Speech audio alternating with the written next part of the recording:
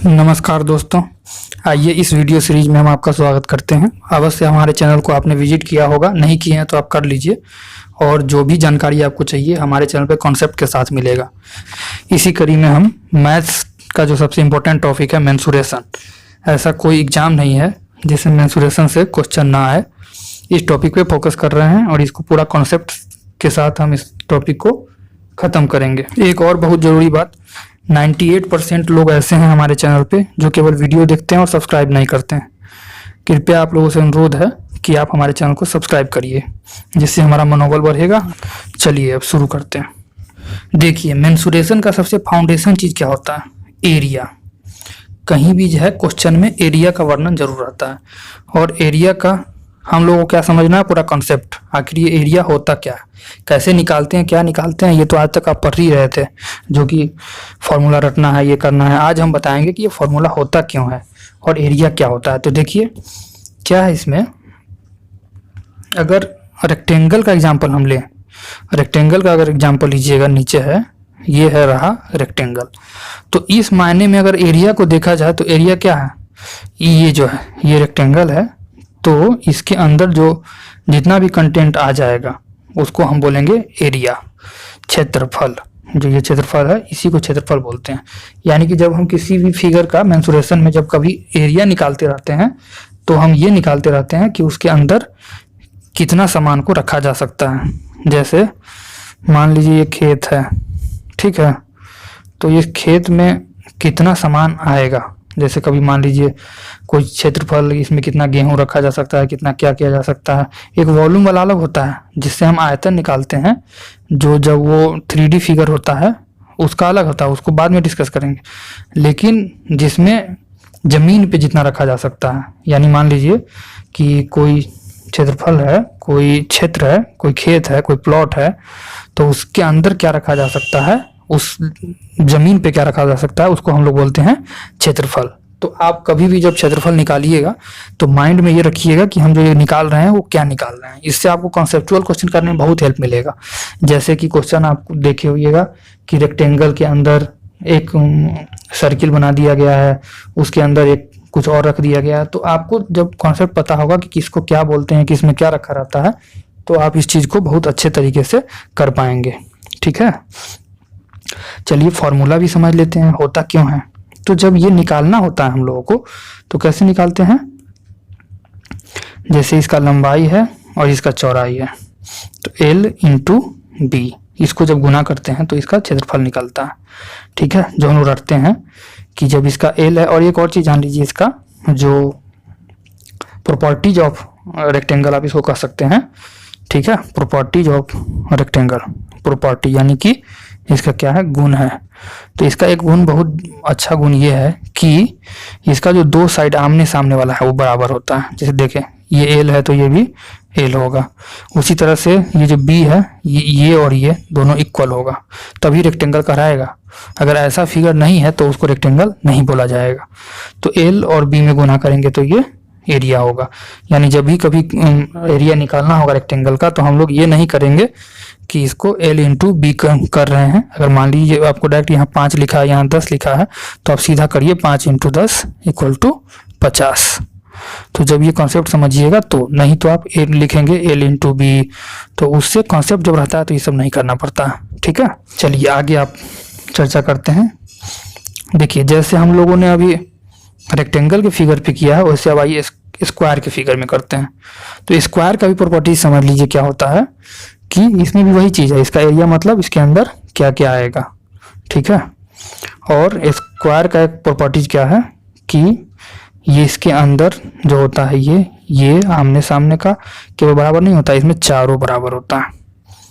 ठीक है, अगर एक A है तो ये भी A होगा, ये भी A होगा और ये भी A होगा। ठीक है, तो इसमें भी लेकिन निकालने का तो फॉर्मूला वही है, एरिया निकालने का, A इंटू A। देखिए, एक A ये ले लिए, एक A ये ले लिए, तो A into A equal to A square. और आप अभी तक याद कर रहे होंगे कि स्क्वायर का जो एरिया होता है वो क्या होता है, साइड का स्क्वायर। क्यों होता है पता नहीं, उसके पीछे ये लॉजिक है। इसको भी आप रेक्टेंगल की तरह ही ट्रीट करिए। यही इसमें डिफरेंस है कि उसमें केवल आमने सामने का बराबर होता था, इसमें चारों बराबर होता है। ठीक है, ये पीछे की बात है, तो इसको आप समझ के चलेंगे। ठीक है, चलिए जैसे क्वेश्चन कैसा आता है वो भी समझ लीजिए कि जैसे रेक्टेंगल के केस में क्या दे देगा। जैसे मान लीजिए अगर हम रेक्टेंगल को लें तो देगा कि लंबाई जो है, लंबाई कुछ है, चौड़ाई कुछ है, तो इसका एरिया निकालें। तो आप क्या करेंगे, ये दोनों को गुना कर देंगे। क्वेश्चन में कुछ भी लैंग्वेज यूज करें आप इसको इसी तरह से सॉल्व कर देंगे। ठीक है, इसी तरह से दूसरे केस में भी देगा, जैसे स्क्वायर के केस में, तो स्क्वायर के केस में भी आप वही कर देंगे। अगर मान लीजिए उसमें जनरली ए ही देगा, तो ए देगा तो उसको आप ए इंटू ए यानी कि ए स्क्वायर कर देंगे। लेकिन बैकएंड तो आपको समझ में आ गया ना कि हम कर क्या रहे हैं। ठीक है, भले ही आप फॉर्मूला से करें लेकिन आपको पीछे की बात पता होनी चाहिए। इसी तरह का एक इम्पोर्टेंट टॉपिक है पेरीमीटर। जैसे एरिया था वैसे एक पेरीमीटर बहुत पूछा जाता है। इससे संबंधित क्वेश्चन क्या क्या है आपको बता दें। इससे संबंधित क्वेश्चन है, जनरली बोलेगा कि कोई खेत है, उसके चारों तरफ हमें एक बाउंड्री करना है। ठीक है, इस तरह का क्वेश्चन आप देखे होंगे, बहुत आता है। या कोई खेत है, उसके अंदर से हमें कुछ करना है, तो ये सब। या चारों तरफ एक पार्क है, उसके चारों तरफ हमें रास्ता बनाना है। तो वो सब क्वेश्चन जो है वो पेरीमीटर पे डिपेंड करता है। तो आइए समझते हैं पेरीमीटर क्या होता है। पेरीमीटर जो है ये भी उसी तरह होता है, यानी इसमें क्या है एरिया में कि वो अंदर क्या क्या आता है वो एरिया में होता था। लेकिन पेरीमीटर में क्या होता है, जब किसी फिगर के आप चारों तरफ एक चक्कर लगा लेंगे लाइन पे, और उसका योग जो आएगा जितना आपने डिस्टेंस तय किया है उसको क्या बोलेंगे हम, उसको बोलेंगे पेरीमीटर। ठीक है, समझ गए। किसी भी फिगर के चारों तरफ जो हमने डिस्टेंस तय किया उसको बोलेंगे हम पेरीमीटर। तो देखिए ये तो सिंपल है कि कैसे ये निकलेगा। इसका जनरली फार्मूला तो हम लोग रट लेते हैं। जनरली रेक्टेंगल का क्या है, रेक्टेंगल का फॉर्मूला है 2 इंटू एल प्लस बी। सब लोग रट जाता है, बेसिक चीज़ है, सब रट जाता है। लेकिन जब मैं आगे इस टॉपिक को ले जाऊंगा, ये सीरीज जब चलेगा मेंसुरेशन का बहुत लंबा चलेगा।